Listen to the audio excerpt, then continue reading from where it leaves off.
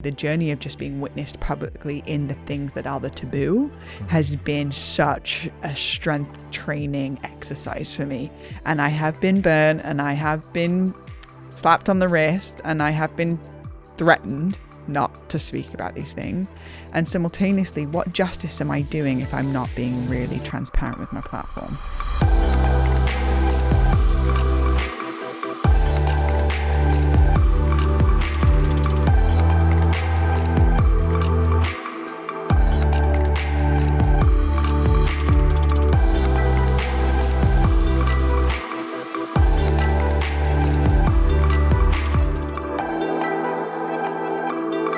Hello, everyone. Welcome back to my podcast. I am your host, Nimai Delgado, and today on the show, we have my dear, dear soul sister, Blu.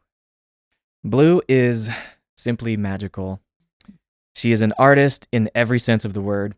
She is a talented musician, painter, storyteller, comedian, and healer whose superpower is empathy.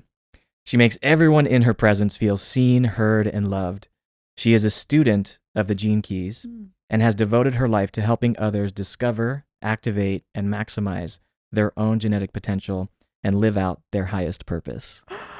Wow! I love that you prepared this prior, and also that you gave me like the cheeky eye contact like in between it, and just felt really like, ah. I wanted to say it to you. Oh, I felt it. I felt like that was not only to me, but to the core of my soul for me to give a permission slip to claim my life's work even more. Thank you. Thank you. Oh, it's so nice to be on this side of the microphone. Yes, I know. Usually I'm the one that's doing the intro, but it feels really nice to be sitting in this chair. I know, it's always so hard to encapsulate an introduction for anybody, and you in particular are one of the most fascinating, interesting, diverse, talented people that I've ever come across. You're almost ineffable, like you're incomprehensible, indescribable, and unable to put into words. So I just wanted to do my best. I wrote a little blurb, and that still doesn't even do her justice. So if you guys aren't hyped to hear this episode by now, you better be. And also when you drop the bomb comedian, I'm like, oh, I've got to be funny now. Shit. Well,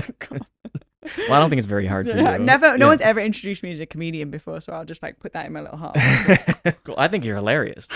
And just before this went live, we were talking about how part of your life's work is to bring play into the world in different ways. And you do that by bringing such lightness to some of the darkest moments that we can experience. And I really appreciate that about you.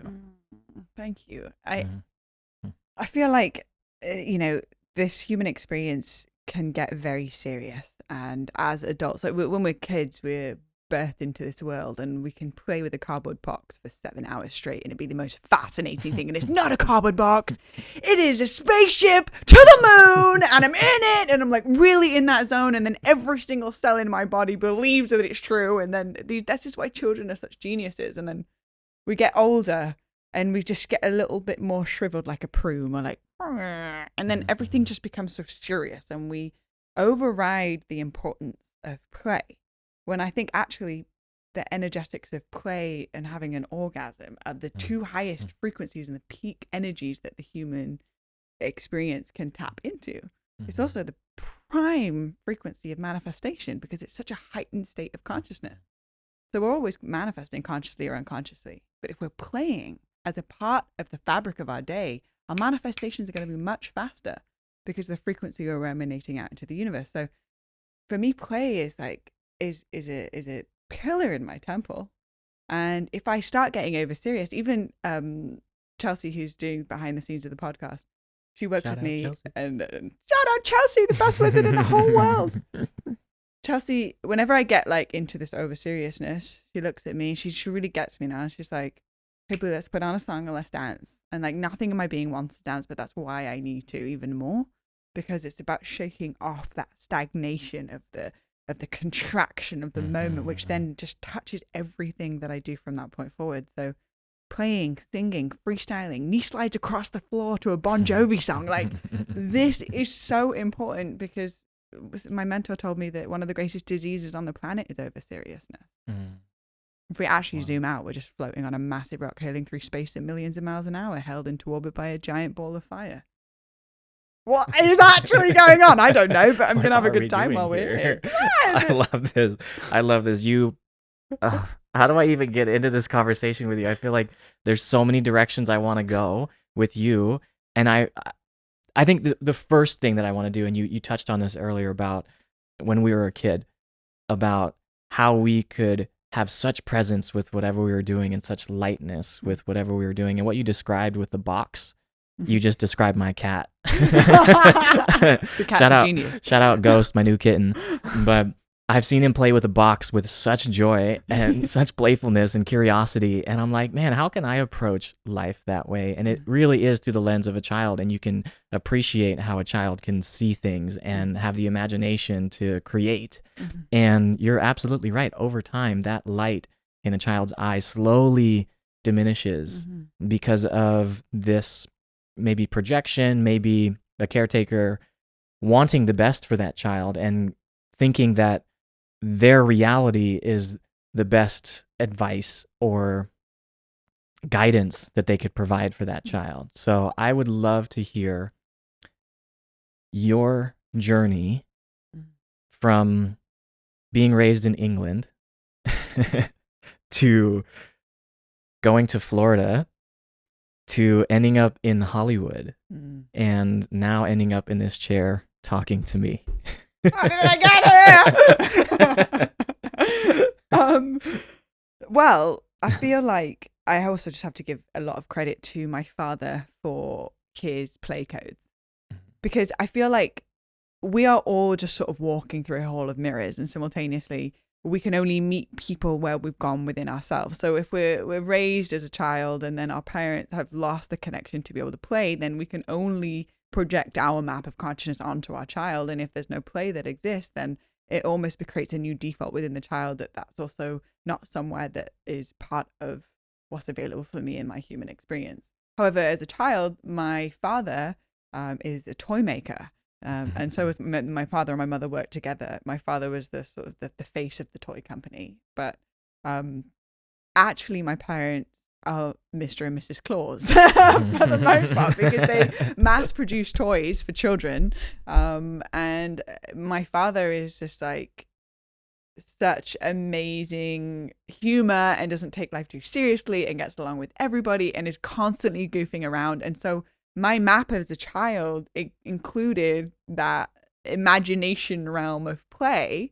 And then, of course, my parents made toys. So in my backyard, there was all these like pop-up things and different forts, and they would do the battery-powered cars. Oh, yeah. I remember those. Those Those are are awesome.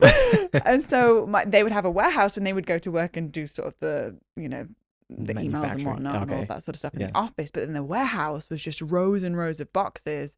And then me and my brother would have our electric cars with little traffic lights and stop signs and cones. And we would spend hours. I had my little pink pink convertible. My brother had a monster truck. He would always crash into the back of mine. And I was always like, leave me alone. And he was like, why are you waiting at the red light? I was like, because it's red. He's like, there's no one else in the warehouse. But I'd always like play it by the rules and have my little violin that I would go and do concert in the corners of the different corners of the warehouse. And realizing, looking back on this kept the play alive in me. It kept the realm of imagination. And I really like to flip a general statement that says, well, seeing is believing. I actually don't operate from that truth. I operate from believing is seeing. So if my imagination muscle is strengthened and is stayed strengthened for a prolonged period of time throughout my life, there was a time where it did diminished for a while. That light kind of went out, but the pilot flame was still lit, and then it got relit again, and we'll talk about that.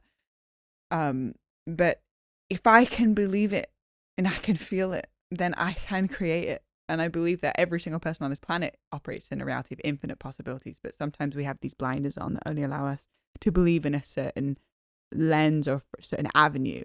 And then, well, that's all we can create and manifest in our experience. So I would say like big credit for my father for playing and for being such a pillar of play and humor and lightness. And then, growing up in the UK, it's different than growing up in America. No. A little weird, just a little different breed. And I went to a very strict, beautiful English boarding school in the countryside. So my upbringing was like very unique. There was 2 years of that were spent in the military, which I thought was just normal.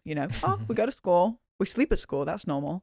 And we wear suits every day. And it's a 450-year-old school. It was like Harry Potter. Wow. And 2 years of that was spent in the Air Force. So that was very like rigorous training. And we were sent out on night ops for 3 days with pig's fat camo on our face and with rifles and learning to assemble rifles while having smoke bombs thrown at us in the pitch black with like a tarp made little shelter that we had created, and just wearing the same clothes for 5-6 days in a row. And yeah, that was my training as a 16-year-old. Wow. So I still managed to weave the play and element into all of it, but it was looking back on it, a very, very, very unique upbringing, which I'm extremely grateful for. I was exposed to things at a very young age that most will never be exposed to. And then I ended up coming to college in Florida. Talk about culture shock. I couldn't believe it. And I came out, I just come out of my boarding school education and then out in college in Florida. And I remember going to a bar and the way that everyone was dancing.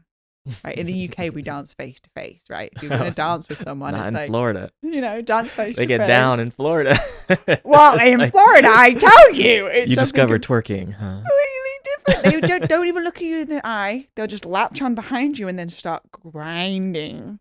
And I am horrified. Turn around, I'm like, oh, I'm English. We don't dance like this. Like, well, how do you dance? Like face to face. The most awkward. Like, but human connection, not like just baby making with clothes on. Like, what's going on here? So anyway, I ended up out in Florida for 4 years. I played college tennis in Florida, and then I graduated and I got a job in LA in alignment with my major, which was television broadcasting and production. I wanted to be a TV host. I just wanted to travel the world and interview brilliant people. And my major didn't allow that to happen. It allowed me to go behind the scenes. So I ended up working for a production company in Hollywood. And I went from an assistant to a coordinator to the manager, and I worked up the ladder. And I ended up working with celebrities at the red carpets and the Oscars and the American Music Awards and the Grammys, and organizing people on headset and all of that sort of stuff. And it looked very flashy and glamorous from the outside perspective. It looked like, from my friends back in Manchester, I was like crushing it. But actually, when I got there and it was just a big American dream, I realized actually how it's all smoke and mirrors, and that I was craving a level of depth and soul that was not available. And the way that I even saw the Oscars set up was like, you see the Oscar wall and it's so beautiful, and the red carpet and the flowers and all the paparazzi. And then on the other side of the Oscar wall, it was just all wood and sandbags and dripping with water and it's flooding. And that to me was so symbolic of Hollywood.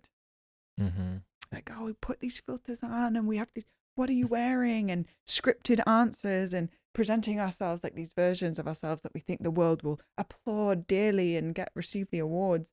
And yet simultaneously, human connection, the heartfelt passion, the genuine giving back or the service to the planet didn't exist. Non-existent.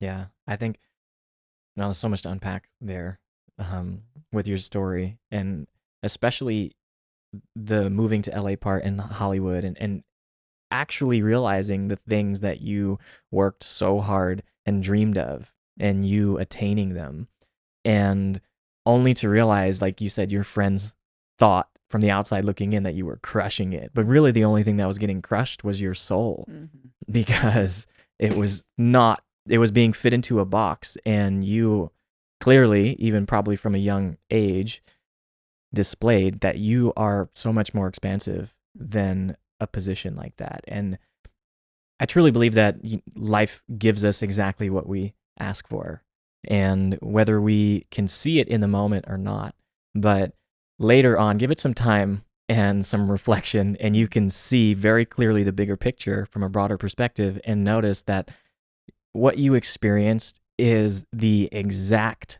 thing that you were meant to experience for your highest evolution. Yeah. Whatever that may be. In the moment, it can seem so painful and so dark and so stressful when you make that realization of, I worked so hard to get here, and now it is not anything like I imagined it to be. What do I do next? Where do I go from here? I just spent years working to get here. How can I leave this? This is all of what I know. This is my security. This is my comfort. This is who I identify to be. How can I leave this? Yeah. I remember sitting in because there was only 6 shows a year, so for the majority of the time I was sitting in a 8-foot by 8-foot cubicle with one other person working in the office and my other 2 bosses, and booking flights and creating itineraries and writing invoices and just Excel spreadsheets. Literally my whole being just like shriveled up into like a golem state, like Excel. And I remember with my lunch breaks, I would, create art and doodle, and I would be on Snapchat making the most elaborate Snapchats ever with my iPad and my finger like on the side, just like my creative spirit just needed some sort of expression. I remember feeling a little bit confused as to what everyone was really chasing. What's everyone chasing? Chasing money, chasing status, chasing celebrities, or this Hollywood or this American dream. And sitting in that cubicle and everyone, writing on social media or responding to my Facebook post being like, wow, you made it, you're in Hollywood, you've come so far. And yet feeling just like, not there wasn't, I didn't know what I didn't know, but I just felt that there's got to be something more to the human experience. There's got to be a deeper reason than just surviving on this planet, surely. And so, I had a lot of help along the way to get to that position. It wasn't just all me. There was a lot of people that supported. My parents specifically just really helped me get into these positions, and simultaneously there is a decision that needs to be made, and it's not the most popular decision. And realizing that, of being like, okay, this is going to piss off a lot of people when I step away from this job. My bosses, people that have supported me on this path, the people that don't understand. And it wasn't until I went to a festival. So I was working in the this office job. I was living for my lunch break, and I was living for the weekend. And when Sunday night would come around, this cloud of depression would seep in. Yeah. I'd be like, I've got to go back to work tomorrow. I'm like trying to think of all the excuses as to why. I'm like, if I just chop off my little finger, I don't really need it anyway. That will be a good reason to hold it off for at least a week. Like, I got 10 how of them. can I avoid going back in? And it wasn't until, hope you don't mind me that I'm going to mention this, but it wasn't until I went to a festival called Lightning in a Bottle, where I experienced... Was that in Bakersfield? Huh? Did they host that in Bakersfield? It was in the Lightning in a Bottle was just hosted outside. at the Los Angeles stadium. It was like okay. You know which one I'm talking about? Yeah, It was a while ago. It was No, a okay, long a few time ago. years, I think maybe after, they used to host it just outside of Bakersfield, and I used to drive past the grounds where they would, I think it was Buena Vista Lake right near Bakersfield. I used to drive past it every day to work. No way. Yeah, when I was working in the oil fields. When you're working what? In the oil fields as an engineer. Oh, I didn't know you did that. Yeah. That's funny, because that festival is the thing, one of the things that was like, hold on, adults can still play. Adults can still actually have a really great time and express themselves radically. The fact that you're driving to your job and driving past the festival, and with it's just like with my engineering costume on. Right, playing that archetype. This is my avatar, and I am an engineer. And yet this festival is over like, Cooey, there's more to life than suffering.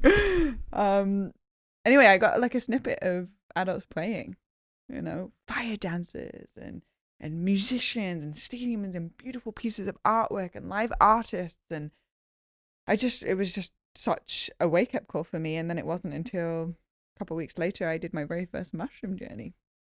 And I was guided through a mushroom experience. And when you have one of those moments where you're like, oh, life will never be the same. That was one of those moments. I was like, I have just been exposed to the majestic nature of what it means to be human and alive on this floating rock.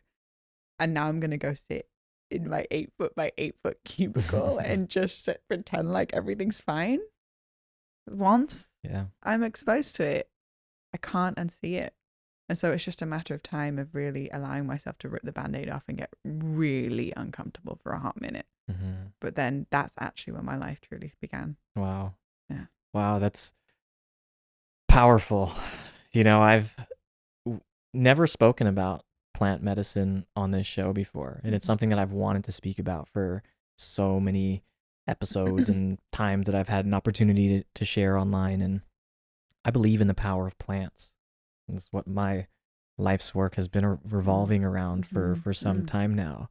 And that's one area where I've had an aversion to because of the mainstream, maybe misconception around plant medicines and how quickly it is assumed that plant medicines are drugs and abused, which they very well can be. They're very powerful tools, but I would love to hear just your experience with that perception and how to navigate that conversation in a way to where it's not automatically jolting and off-putting to somebody who has no experience in that domain. And I'm still walking this dance and or dancing this dance and understanding this topic and being sensitive towards this topic while also giving it credit for being a huge catalyst in the evolution of my consciousness and my self-awareness.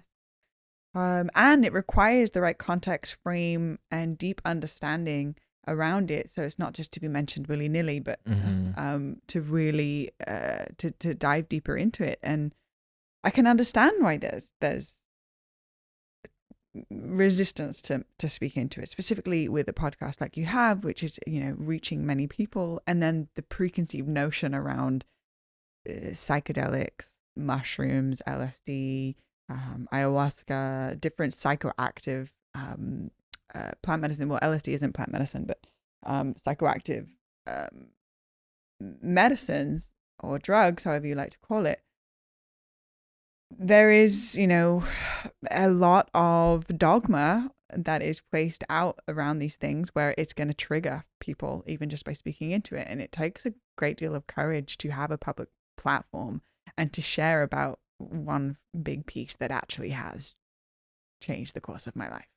And I have a podcast too, and my podcast doesn't reach as many people. And yet simultaneously, the journey of just being witnessed publicly in the things that are the taboo has been such a strength training exercise for me. And I have been burned, and I have been slapped on the wrist, and I have been threatened not to speak about these things. And simultaneously, what justice am I doing if I'm not being really transparent with my platform? And so my intention is to utilize my personal experiences while also scientific research, while also sharing the right context, or I would say the right context, but the appropriate context that supports a powerful experience.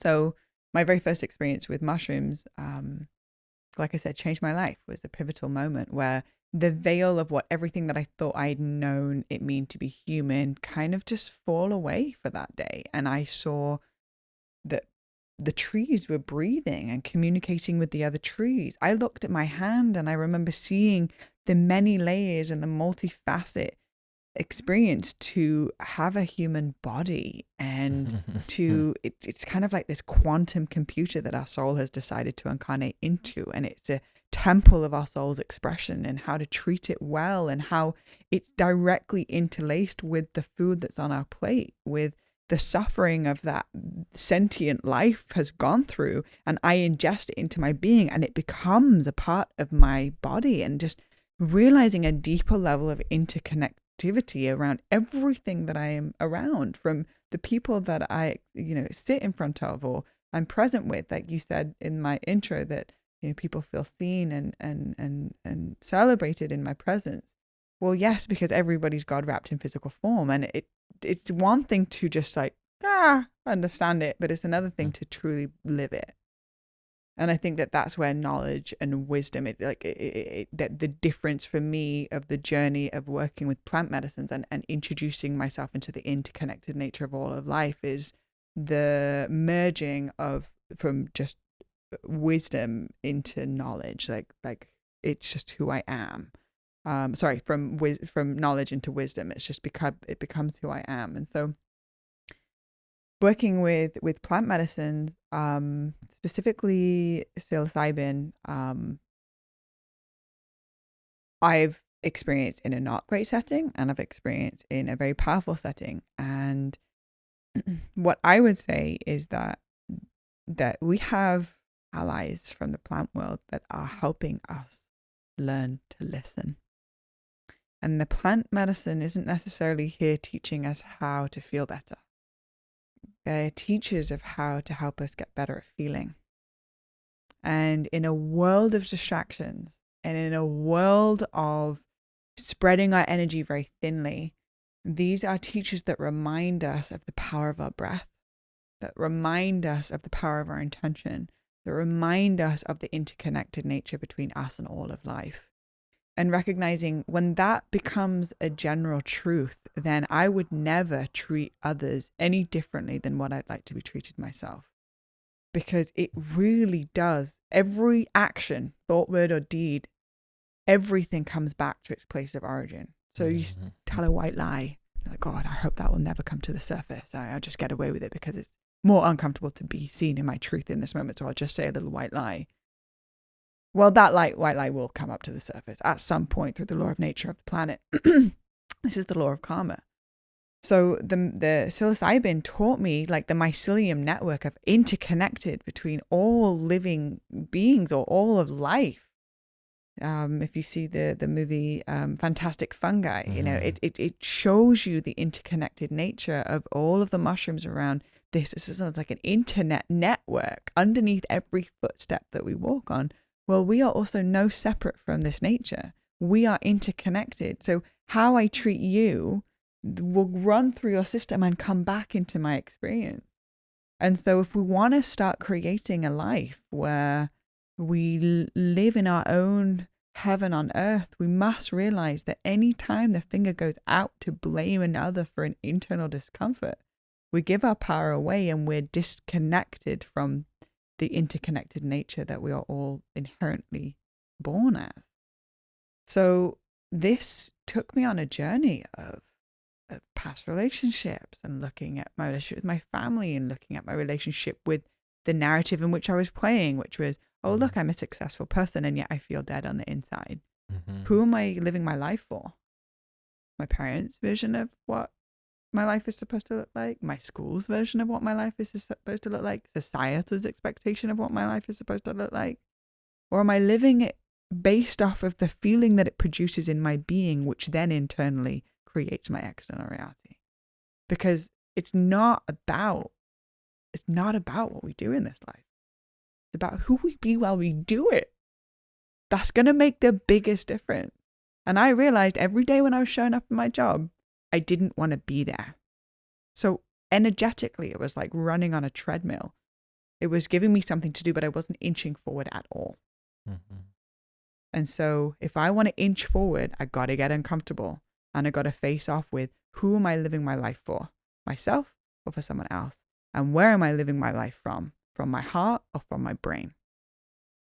So this psilocybin showed me and taught me a deeper level of connecting with the feeling.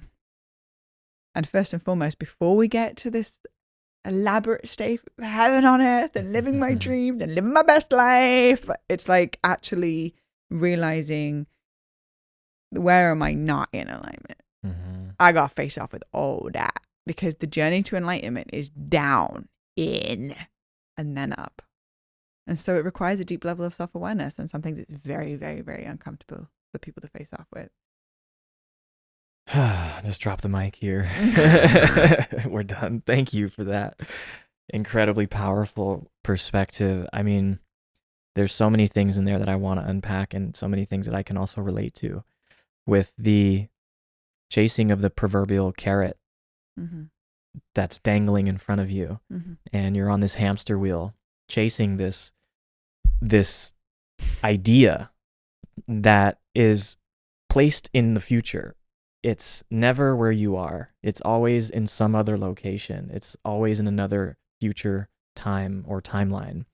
And that was something that I had to come to terms with whenever I was also showing up to my engineering position in corporate America as this character. I was, like you said, I was putting on a costume every day, and I was waking up every day dreading the alarm clock. I was showing up to work very capable of doing my job and doing it well, but having zero fulfillment with the tasks that I was spending 10 hours a day and all of my energy towards. Thinking, I don't know how many times a day, how can I dip out early? What excuse can I come up with to go home right now? What would I rather be doing? You were drawing on Snapchat and creating these beautiful artistic masterpieces. I was thinking of workouts in the meetings that I was having. I was like, what am I going to train today? Ooh, yeah, I'm going to do this and this and this. Then I'm going to go hard, and I'm going to eat, and I'm going to do all these things. And that is what was my highest excitement at that time.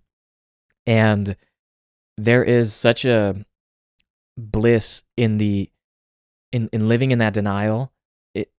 In some way, there's you choose to be ignorant to the fact that you are convincing yourself to continue showing up as this character to play the role that others know you as, and the expectations that other people have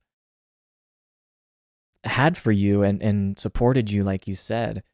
And that is such a difficult thing to come to terms with and to face, and to have the awareness of finally accepting the fact that I'm really unhappy in this position. And I was lucky enough to have some moments that brought me that perspective in my experience. I can think of, I'm reading a book now called The Power of Moments, and it talks all about those singular moments in your life that change the trajectory of where you're headed. And for me, they were just conversations, and a conversation that I had that really allowed me to recognize that I was doing myself a huge disservice by staying in this position, and the world a huge disservice, because one of the most powerful things we can do for others is just show up for yourself in a way that is truthful and authentic, and let that be the way that you show up in the world, and you give permission to other people to do the exact same thing. And once I started following that and had made the commitment to leave my position and dive head first into the unknown and just pray that there was some unimaginable better future that I could ever conceptualize with the awareness that I had now, and that the universe was going to take me, and you were in the Royal Air Force, just lift me to new heights that I had never been before. That was such a leap of faith, and I'm so glad that I did it. But I hadn't done plant medicine. It wasn't the thing that was the catalyst for it. My experience with plant medicine came after that, after I was still getting in to know myself. And my first experience with plant medicine allowed me the same type of removal from the stories and the narratives and the identity that I had so tightly clung onto. I was white knuckling this identity in all ways. Do you remember that scene in Spider-Man where he's like holding on to the train in his webs, and he's like being pulled apart? Yeah. That's exactly how I felt. And my first experience with plant medicine was me letting go of those webs that I had created for myself. Your first experience with psilocybin? It was with ayahuasca. Wow, you went straight to the jackpot. Yeah. Right to grandmother's knees. Yeah. Wow. Yeah. And that one night, I did actually 2 nights in ceremony. The first night was life-changing in all of the best, most imaginable ways possible, and also some of the most uncomfortable ways that I couldn't imagine, of meeting myself and facing the darkness and going into the depths of my soul and facing the things that I was running away from for so long, and coming out the other side with a brand new perspective of what it means to be human in this life experience and what I want to create. And I'm so grateful for it. And I can honestly say that it changed my life. And I've been so afraid to talk about it publicly for so many reasons, because of this perception that I also subscribe to of what will other people think if they knew the truth or my authentic self and what I choose to do in my journey of self-discovery. But I'm so grateful that I had the courage to do it. And contextually, this is why I wanted to bring it up on the podcast with you, was because you have such a deep reverence and respect and understanding of plant medicine. So yeah, I just want to share that because I think this is a perfect conversation to have with you. Ultimately, I find that actually the most magnetic quality is authenticity. And we'll be quite pleasantly surprised by being in our true heart-centered authenticity around our experience and the certain tools that have created little pins that have changed the trajectory of our life, when we can really bring these pieces forward and say, hey, I know some people are going to judge me. Hey, newsflash, you're going to be judged for the rest of your life, and you're going to continue to be judged. The bigger your platform, the more people's eyes and ears are on it, the more haters that come in. You got used to this at this point, right? Like, you become a projection field when you're a public figure. To a degree, I would argue that I'm used to the level of judgment that I'm used to. Right, but it's a whole new place. Being judged in a new way. If I were to go like this and show a new part of myself, and then they judge that, then it's like, ow, that one really hurts. Yeah, because you're seeing more of the authentic me beneath the armor. Brother. I feel you. Yeah. Recently, I did a podcast with Aubrey Marcus, and it was after a 3-night ceremony in Costa Rica.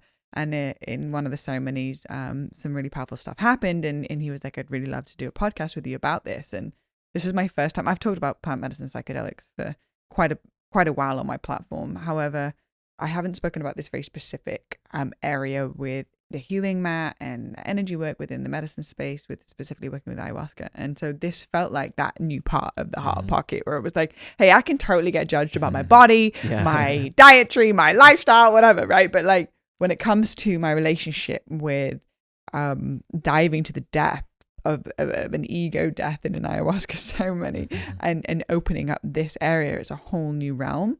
The same thing when I talked about it on Aubrey's podcast, but I also got the very clear intuitive hit that it's not about when I'm ready, it's that it's time. That the planet is struggling. And we need as many allies as we can. And it's recognizing that this message isn't about me. That this specifically is my path. And now here I find myself in this chair in LA on your podcast with an opportunity to share my voice in a public way. That any part of my consciousness that thinks this message is still about me is the part that will still not disclose this part of myself because of my image. But realizing actually that people will judge me. This is my story. And this is what's helped me evolve. Now I want to give some context. Because yes, we're throwing out plant medicines. Yes, we're throwing out psilocybin and ayahuasca in this specific case. Simultaneously, these spaces that have created deep transformation have been safe spaces, intentionally set, with people that we trust with our lives, in guided ways, honoring the land in prayer, right? There's a difference. Where if someone just listens to this podcast and goes, okay, amazing, I'm just going to eat a massive handful of mushrooms at home, have no context whatsoever, and just blast off. Well, this is opening ourselves up to a whole onslaught, because this is no joke. These tools are no joke, and they require the utmost reverence and respect. Nor are they the answer. They are a tool. A tool, yeah. Many plethora of tools that are available, whether it's breath work, whether it's breath, sound, movement, touch, any different ways to move emotion through the body. whether it's, meditation or a Vipassana retreat, which is a 10-day silent meditation retreat, whether it's doing a Sadhguru program in engineering, or there are so many different tools to access a place of inner understanding. Psychedelics are just a tool. They are not the answer. And simultaneously, when respected, when honored, when intentionally worked with, as opposed to taking plant medicine, working with, communing with, listening to, right? Even our language around how we work with the medicines, because the very consumerism mindset is, oh, what can I take from this experience? But recognizing there is not enough ayahuasca for everybody to drink around the planet, nor is it everybody's path, but it is a part of your path, and it has been a part of my path. And it has exponentially allowed us to have a deeper level of self-awareness. Therefore, our service comes from a deeper level of authenticity. So the question is, who am I not to share my path transparently? And I saw firsthand in Hollywood the fakeness. I'm going to put it bluntly. There were some beautiful people in Hollywood. Okay, I'm not blanket stating everything. And just be careful what you believe. Be careful what is put out there, because there is a level of selling a story or a narrative as opposed to creating a deeper level of humility and desire to genuinely serve. And I think that this is what, with my podcast, with your podcast, with other people that are doing similar things of what we're creating, is utilizing media as medicine. And yes, I'm going to get judged. I will on the Blu podcast. You should have seen some of the comments because of the hat that I was wearing, because of my accent. Someone mentioned that it sounds like I talk with a whole ball of phlegm in my mouth. And I responded to the comment saying, well, we can talk about this also. I'm 70% deaf in both my ears. So my articulation is a little bit disconnected. And they were like, well, just sort it out, would you? And that was like people's responses. And it's just like, do you have a heart? No, they dig their heels deeper. But listen, the ones that have really changed the direction that humanity has truly moved in are the ones that have been courageously themselves in their fullest expression. And it's cost me relationships. It's cost me relationships with my parents. It's cost some of the most important parts of my life. And simultaneously, there's no other choice from this point forward than to be radically authentic in what is alive. And if I can better somebody's life because I was honest with my path, I missed the courage that it takes to take the arrows of those that do not understand, because we just judge what we don't understand, and all judgment is rooted in self-judgment. We can truly understand that, then the question comes down to, who am I not to share this anymore? Again, mic drop. Oh, you're just like, when you speak, it's medicine. When you speak, it really like resonates, and you can feel it. Like, I can feel it pulsing through me whenever you share things like that, because it touches on such a level that most people, I need to stop doing this. I say most people, but I'm speaking about myself when I say most people. Hey, look what you just call yourself forward in that moment. I've done it a few times on the show, and I've been trying to do it in every moment, but I have never gone to the depths and brought them forward the way that you do, and gone into the swamps and found the nuggets. You have to, like, sometimes whenever you're doing this work of self-healing and meeting yourself and all of your shadows and understanding yourself in your wholeness, not in this very narrow sliver of the version that you present to the world, and how you can, and learning how to live in alignment with the version that lives within you and the external version that you show up in relations, in career, in whatever it is that you do.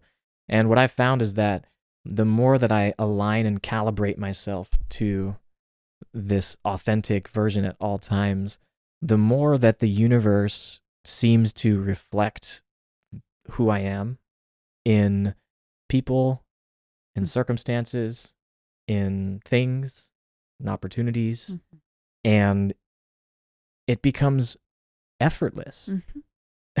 It becomes effortless to create, instead of so much resistance, like I mentioned with the Spider-Man metaphor, just holding on for dear life, and so much tension that manifests in the body. It manifests in the way that you speak, in the way that you share, in the way that you think, in the way that you feel, the depth that you can feel or meet yourself. It manifests in so many ways. And when you let go and surrender and just commit yourself to meeting yourself over and over and over and over again, and be unattached to any particular story or narrative or identity, because although those stories may provide some level of comfort in the moment, they eventually become a prison that you have locked the key and you're choosing to stay within. So you're meeting these ceilings with your potential. And one of your gifts that in your life's work is to help people discover themselves and connect with themselves, and then maximizing their genetic potential and living a more purposeful, aligned life. Yeah, because ultimately when you win, I win. Yes. Like if you are operating in a higher octave because you're living in alignment with what you actually truly came here to do, the energy that you are emitting is starting to sprinkle a little bit more beautiful energy on the planet. Now, if each person individually, their light bulbs start going off and they start operating from the zone of their joy and their play and their celebration and their excitement to be themselves, this is another person in the direction of actually creating heaven on earth on this planet. And I know it's easy to say, oh, well, so naive to believe that heaven on earth is even possible in this lifetime. I would like to think that it is. And I think that it's very overwhelming to look at the general consensus of what's going on the planet and to go, oh, well, we're fucked. Like, how dare. And if I can just leave every space I'm in more beautiful than I found it, then I am making a difference. And I'm bringing my part to the piece to the puzzle. And so my life is devoted to allowing people to believe in themselves, allowing people to meet themselves and have safe places to feel. We need more safe places to feel. Instagram is not a safe place to feel. It's a place to express and to share. And you're going to get judged. And it's a very vulnerable process to come out in the truest expression of who you are, when it's against what your family think, when it's against what society wants of you, when it's against what your partner thinks. But there's a deep mystic in you that loves the depth and wants to sit and do tarot cards, and it's deeply frowned upon in the Christian religion, for example, right? This is just one fractal.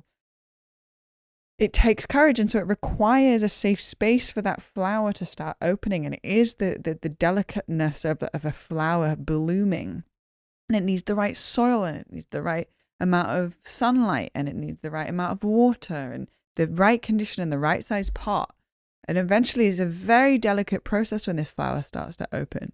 But there's no way that we're going to receive the gifts of life until our fragrance, our true fragrance, is being expressed. And it takes an open flower for that to happen. So as people are starting to wake up, we'll see it starting 2020, 2021, giant collective ayahuasca ceremony, purge buckets everywhere. Okay. And people are starting to wake up into their authentic nature. Now, we need more space holders that are going to love unconditionally while this process is opening. And I have devoted my life to creating safe spaces for other individuals to be witnessed, to be celebrated, to be seen. And even if they're singing and not hitting the note, it doesn't matter about the outcome. It's about supporting that individual and expressing themselves, because they weren't doing that yesterday. And so it's how many safe spaces can we create? And all of us bring a different puzzle piece to the puzzle. You represent in your archetype through biohacking, pushing the limits of what's possible in the human physical form, to nutrition and the connection to all sentient life on the planet, to going deeper into your layers of vulnerability. Now, what you're doing is you're creating a permission slip with every syllable you utter on your podcast with those that resonate with your archetype, that are then going to go, hey, because this man can do it, I believe I can do it too. Now, what you're doing is you're empowering people to believe in themselves. So even if there's somebody in Japan that this morning chose to not eat meat and chose to actually create a more conscious lifestyle, starting with the food that is on his plate because of a podcast he listened, which creates a ripple effect on the planet of how we actually create compassion for all sentient life because of what you created, Now that has to, by the law of karma, come back to its place of origin. So the more people you inspire to believe in themselves, the more abundant and prosperous your life becomes. Win-win. So again, come back to the point, why would I not be authentic? Why would I not be transparent? Because actually, you're setting yourself up and so many others for a life of true prosperity through the easeful nature of who you've always been since birth and the permission you give yourself in this moment to actually be seen as that version of yourself. Because it's like ordering an Amazon package. If you're not home, you will not receive the gift. You will not receive the package. If you are home and the doorbell rings, you're going to receive the package.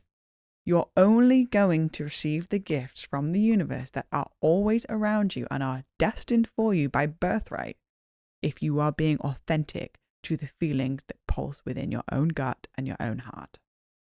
Not because of someone shoulded on you and told you that this is what you should be doing.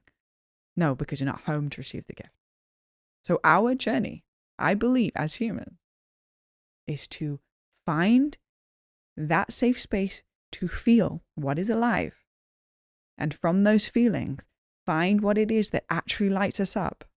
And when we have discovered that, share it as far and wide as possible and watch a prosperous life live for you. Oh, can you see why she's great at what she does? You see people in a way and you believe in people in a way that makes or allows them, gives them permission to believe in themselves. Mm-hmm. And this is your work that you do with the Gene Keys. Mm-hmm. And I've been lucky enough to have had a Gene Key reading by you. Mm-hmm. And for the sake of this podcast, let's bring it up. Yeah. And that way you guys and gals can get to know me yes. a little bit better. Yes. And this is it, right? You're going on a journey with Nimai through the podcast, and you're going to be getting to know all different sides of him through the guests and what they bring out of him. And Nimai and I had an opportunity to sit by a little creek down in the forest in the Pacific Palisades, and we opened up your Gene Keys. And just to give it some context, the Gene Keys is a technology based off of astrology and the I Ching. It creates what's called a hologenetic profile based off of the birth, the moment you were born, the location, the coordinates, all of that sort of stuff. And I have been studying this technology for the past 5-6 years through many epiphanies, through reading it and having it, that between that and psychedelics being two huge catalysts that have changed the course of my life. I started doing readings for other people. And so Nimai and I got to have some time down by the creek and do a reading. And I sent him some notes that you have on your phone. Yeah. So and we can look back on these notes. And it was honestly one of the pivotal moments for me to meet myself and in a new way that allowed me more perspective of how I can identify what we call the shadow frequencies and notice whenever they present themselves and manifest in different areas of my life, and then also hone in on my gifts. Because based off of the Gene Keys, your greatest challenge in life, where the most contraction comes up, is also your greatest gift. There is a seed right in the center of that challenge. It is your superpower. It's your service to the world. And so it does create a more expanded inhale of like, okay, I'm not just destined to be this individual that has this shadow that comes up, but also just recognizing, hey, everyone has a shadow. But when we understand the shadow, then we reclaim our power back from the shadow and we can utilize it in service to the whole. And so it's something very powerful to sit in front of another being and to witness them in their shadow and to love them because we can see the potential that's in it. And to know that you and every other 8 billion people on this planet also have the shadow. No one missed out on that. They wouldn't be incarnated on this planet if they didn't have it. It's the polarity of the human experience. So if we can learn to love it as sacred as we love the light side of ourselves, then we become very powerful individuals. And this is the journey of the inner realms.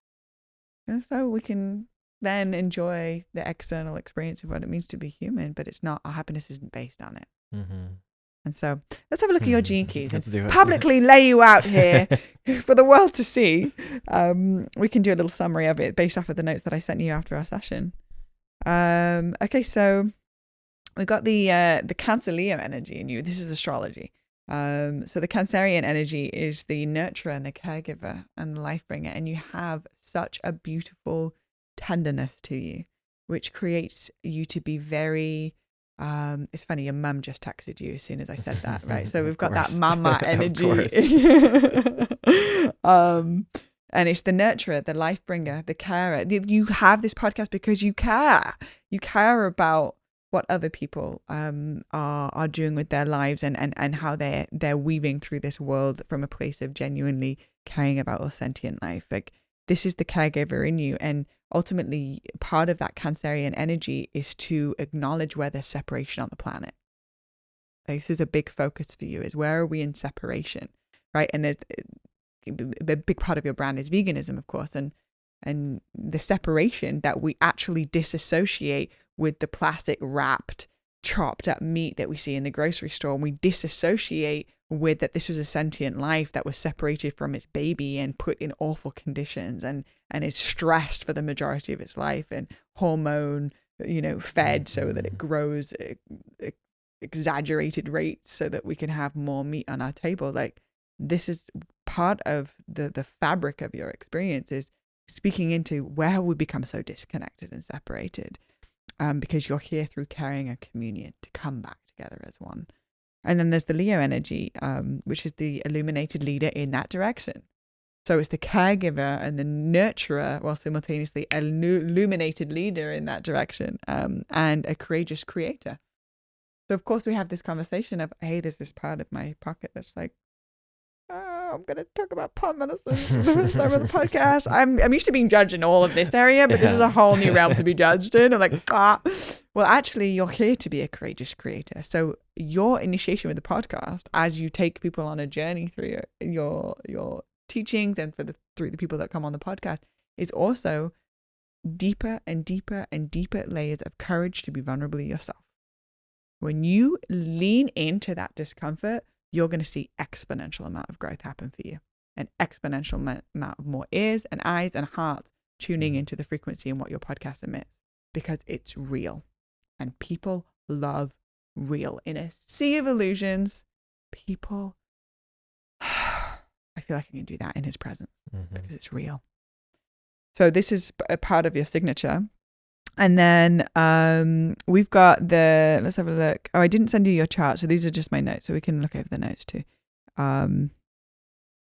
We have your life's work. What you're here to do is the 56th gene key, which your life's work is intoxication, which is not what we generally know to be intoxicated. Is just Nimai's here to be completely wasted all the time, like drunk. That was college Nimai. Yeah. Look at this in college. You're like, wow, my life's work is intoxication. Check. If I go through my camera roll when I was in college and those late high school, all of college years, you would see me with alcohol in photos. So yeah. I got that part. Yeah. Check. Intoxication. Check. Yeah. However, no, the new lens on intoxication is with, so every superpower has a challenge. And so the challenge in this is distraction. Okay. So you have a lot of potent life force energy. And Andre said to me the other day, I don't even know if it originated from him, but it's bloody brilliant, is he said, our attention is our spiritual currency. So you have been allotted so much spiritual currency.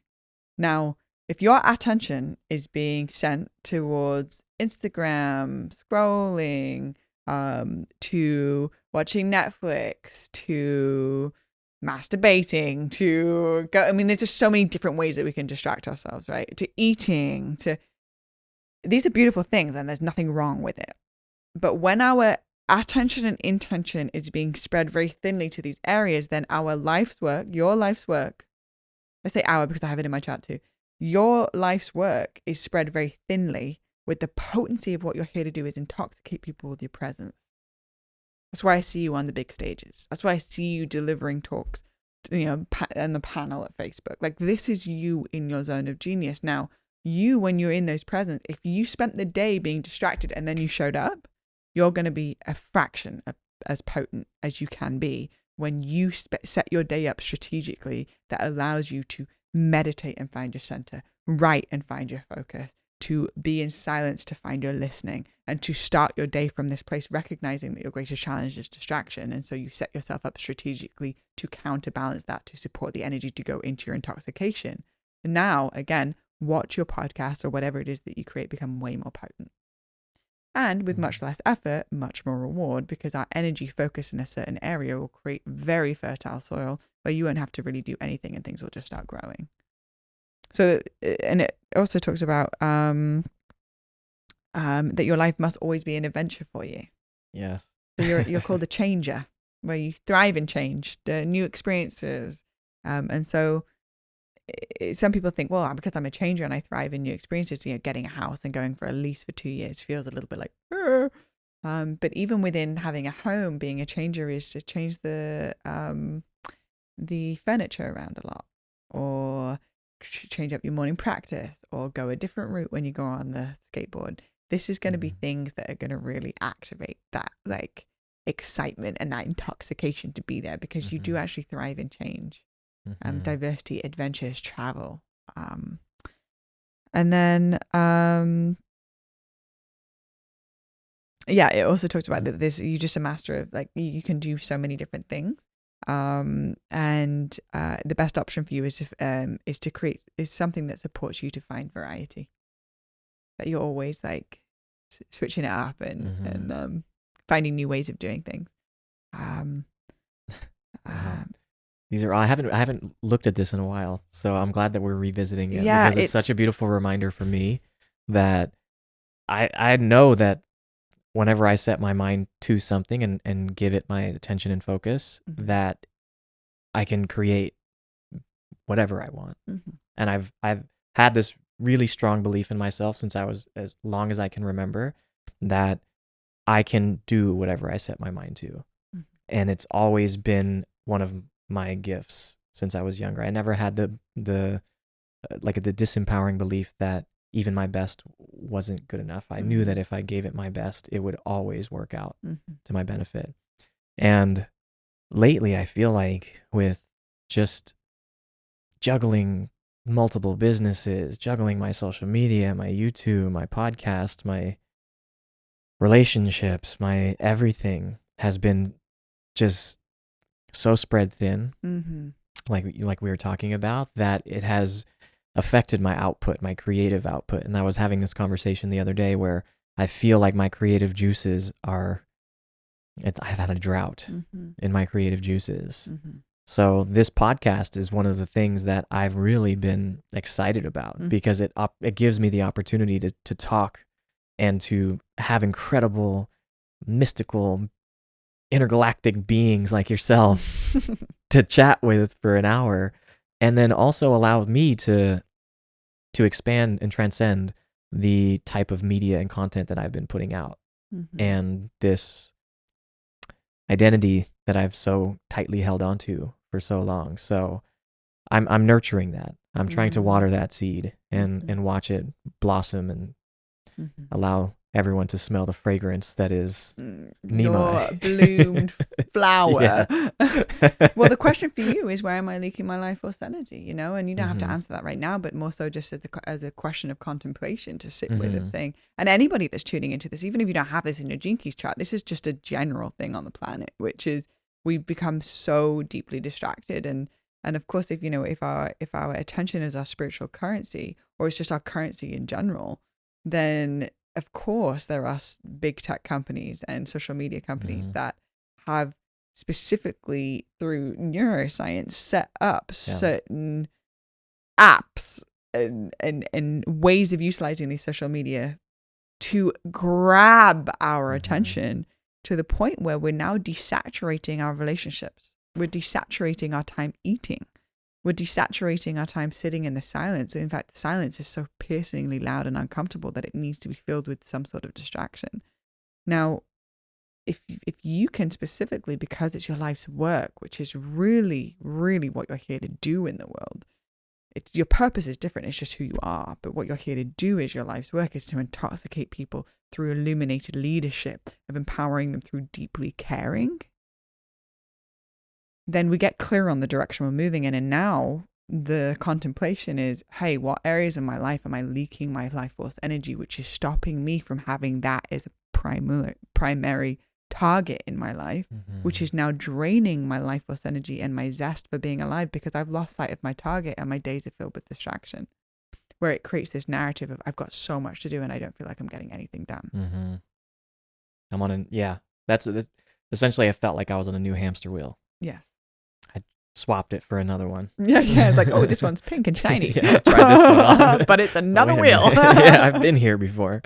And I can speak into this piece because it's so alive in my experience. You know, I wake up in the morning and specifically with my platform that is starting to expand and the more energy that's coming in. And I found myself so distracted that like the other day I was talking to Chelsea and it was kind of like, it was so stupid that it was hilarious. I was like, yeah, Chelsea, I'm just having a really hard time with my distraction. Anyway, today I really want to get done. And then I was like, scrolling on my phone and she's like, Blu.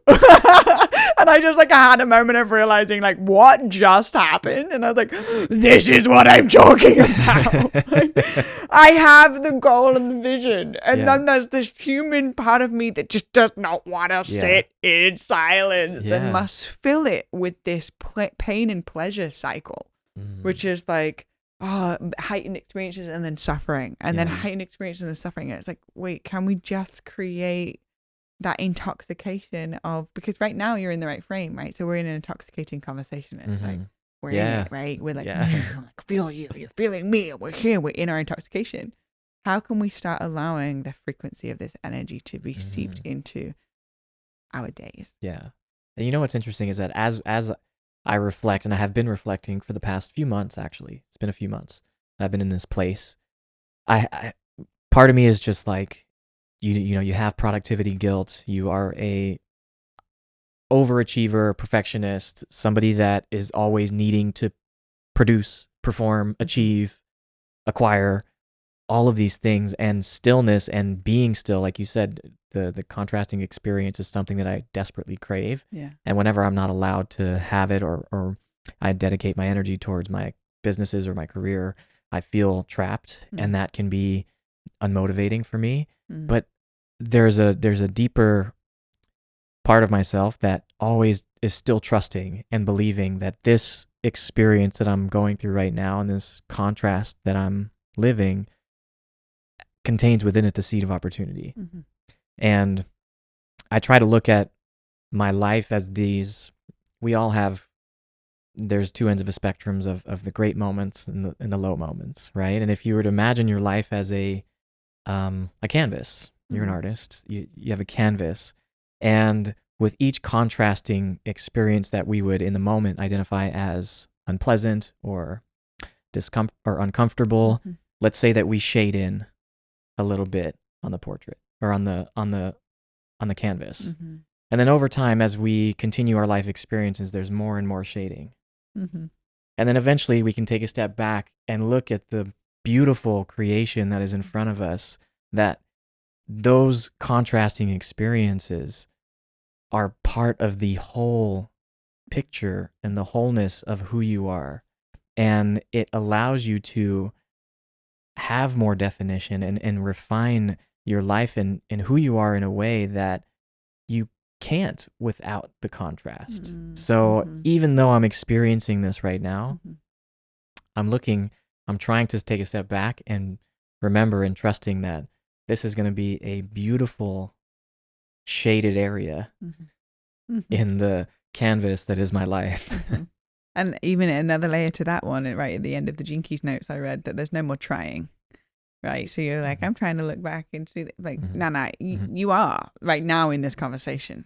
You are actually looking at the contrast of and a deeper layer of like, I mean, it's a really beautiful analogy of like that shadow creates the depth of the light. You know, it's like that beautiful contrasting experience. And so a mantra that I was one of my mentors, Reverend Brianna Lynn, she would say, is the most sacred thing is what is. And so when in that moment of contraction or like uncomfortability and that darker shadow goes on the canvas, it's like oh, and this is also sacred. And I'm not devolving spiritually. I'm not devolving as a human. This is really just inviting me into the next big, expansive inhale on the other side of it to create contrast. And so even when these moments show up, because it's not if these moments show up, it's when, inevitably, for everybody. It's easy to show up on this podcast and say some nice fancy words and present myself in a certain way, and simultaneously I can get in the car and get fucking pissed about something that just happened or be triggered by something that someone did, and recognizing, oh, and this is also here to teach me, and this is also here where I learn, and this is also sacred. If I can love those parts of myself as much as I love the parts of myself that are in play and in creation and are in flow and are in intoxication, then I become a very powerful individual because I have accepted the dark side of the moon as much as the light side of the moon. So in those moments of contraction, when you find yourself a little agitated or unsure and not being able to sit in stillness, if you can love that part as much as you are the other parts, then this is actually when we become unfuckwithable. Because there's no part of yourself that you have shunned out, cast aside, not deemed as worthy, not welcome to the table, which means that there will always be a part of ourselves that is seeking validation for that part that we have not validated within our own being. So this is just a deeper exploration, and this is what it means to walk the spiritual path. It's really just awareness. But can I place awareness into these parts of myself that I have not deemed worthy? And when I place awareness and then I place love, then it comes back into its wholeness. And then we have the dark side of the moon and the light side of the moon, and everyone looks up at the full moon and goes, wow, it's so beautiful! Because it's all of it. Yeah. And I'm ruled by the moon. Always. So moved by the moon. Yeah. And people are so moved by people that claim and own all of themselves. They're moved. They're triggered. They're uncomfortable. But it's like there's a leaf in or there's a plant in the UK called the stinging nettle, and it grows next to what's called a dock leaf, and the stinging nettle is the trigger, or it stings you when it rubs against your skin, it makes a sting. But the dock leaf actually is it's medicine. So when you rub the dock leaf on, it takes the sting away. So nature has a very interesting sense of humor with teaching us through nature of trust the trigger to teach. That is the 5 T's. Trust the trigger to teach. We get triggered by these certain people that are in the fullest expression of them, all of themselves, the shadow, the light. I talk about psychedelics. I talk about this time. I talk about that, and everything that came up for me. Oh, and that's going to trigger people. But that trigger is the medicine. If I'm just being in my own lane and I'm sharing authentically of what's going on in my experience, dark side and light side, and that triggers another person, then that's also the medicine. And so we're going to trigger people. That's the medicine, because the trigger really is just a part of ourselves that's still not got awareness in it. You're welcome. I love you. So why not? Let's go. Oh my gosh. Blue, blue, blue. Thank you so much for being on the show. And forget the show. Just thanks so much for being here and chatting with me. You are my soul sister from another mister. Yeah. You're one of my favorite people. And since I shared this with you on your birthday, that I was so blessed to be a witness to, seeing how much love that you've been able to cultivate around you and watch it be just reflected back to you. I didn't get a chance to share in that community sharing circle where we were going around saying how much we cared about you and how much you mean to us. But since the moment I didn't even see you, I heard you for the very first time, it was like my ears went up and I was like, who is speaking right now? You were giving a closing prayer to the Oasis, which is a community house, or what would you call it? It was a community center in Venice. And it was the final event at this community center, and you gave a closing prayer. And this is when you still had your dreads, your white dreads. And I was like, who is speaking right now? because the words that were coming out of your mouth were so potent and so pure and so authentic that from that time, I didn't even see you, I heard you. From that time that you, I heard those frequencies and they became a part of me, I felt better. And every time I'm around you, I feel better. And I think that's the gift that you bring to every room. And I just want to say thank you for being you and for having the courage to share everything that you share and doing the work that you're doing in the world, because you are truly a beacon of light for everybody. Oh, that's like one of the most amazing things to say and reflect back to somebody is when I'm around you, I feel better. I think that's just, the greatest superfood that exists on the planet is loving people. There's love. The greatest superfood. And it's going to make people feel amazing. It's just to truly love others. And so receiving that reflection is one of the greatest things I could ever receive. And so thank you. And my commitment is to continue to speak from a heart-centered place and continue to share and to continue to see you in the potency of what I've always seen you to be. Always, always, always, and hold you to that, because you're here to touch the hearts, minds, and souls of so many individuals through your deep caring and through the gifts that you've cultivated within yourselves, and just to share them freely with the world. And so I'm honored to have been a guest here today. I'm honored to be your friend, your sister. Thanks for coming to my birthday party. And I appreciate you so dearly in my life. And I can't wait until we continue to weave. Yes. Team Wombat. Oh yeah. we have it. Okay, long story short, we were at a festival, and at one point I turned to them and we all decided to create like a band called the Wombats. And so anytime we lose each other in the crowd, we would just go, ah! And then we would find each other again. So now basically every time we see each other, we're like, ah! Yeah, and Bianca's wombat cry is so cute. She's the third. I'm sure she just got back home. I'm sure. All right. If we she's like, ah! It's like really, it's just like a baby wombat. Yeah. Super cute. So you hear? She just said it. She just did it. Yeah. Let's go, baby. Oh my goodness. Yeah. So Team Wombat. Many more wombat moments, please, and thank you. Yes. And for those watching and those listening, if you want to connect with Blu, she has a podcast called the Deja Blu Podcast, which is phenomenal. She has some of the most incredible, inspiring guests that she interviews. She's living out her dream of interviewing amazing people from all over the world. And connect with her on Instagram. I will be sure to link all of her places where you can find her in the show notes. And if you found this episode powerful, if you found it insightful, if you found it inspiring, please share it with somebody that you think may benefit from some part of this conversation. And don't forget to subscribe, leave a comment. Comments are always appreciated. Nice ones. Unless they're mean, then fuck off. I'm just kidding. If you think about leaving a mean comment, then I invite you to ask yourself, why is this triggering me? Why are you projecting on us? And also, please do yourself a favor. Go watch Blu's TEDx talk, because it is very, very powerful. You can find it on YouTube. What is the name of it? Just search. From limitation to liberation. It's the journey with going 70% deaf in a short period of time, and finding the superpower on the other side of it, but also recognizing that it's not necessarily about deafness, but more so that everybody has a challenge and everybody has a superpower, and it's to talk about that.